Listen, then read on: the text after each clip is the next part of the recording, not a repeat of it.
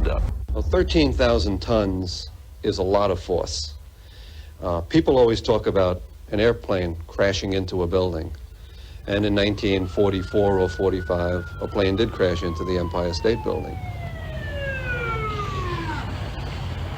But the largest aircraft flying today, at least commercially, the 747, fully loaded, is on the order of 300 tons.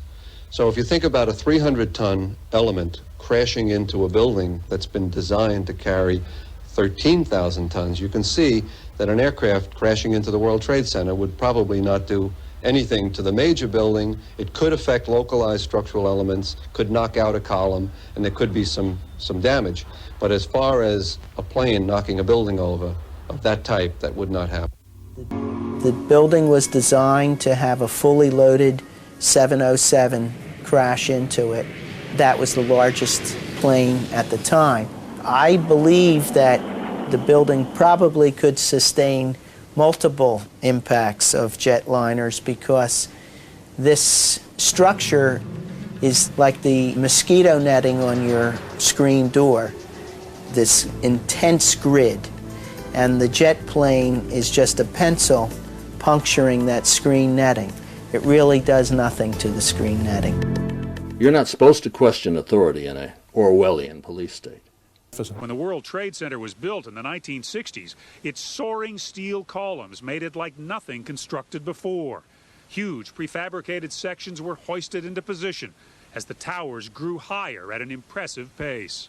In retrospect, would it have been different had there been more supporting beams in a greater area around this building? Well, frankly, it's hard to imagine a building having more steel than this structure. The innovative design was like a square donut. The strength was in the steel columns of the outer walls and the steel of the central core. To accomplish this, each tower had 4 basic components. First, you have a traditional core. These are the columns in the core and the columns rising about 110 floors high.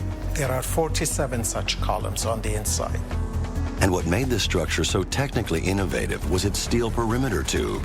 This is a series of massive columns that goes up all the way high in the building, ringed by very deep spandrel beams.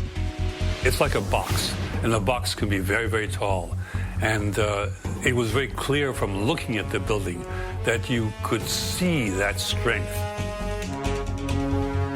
Each tower was topped by a hat truss, a set of steel braces that provided additional connections among the core columns and between the core and perimeter columns.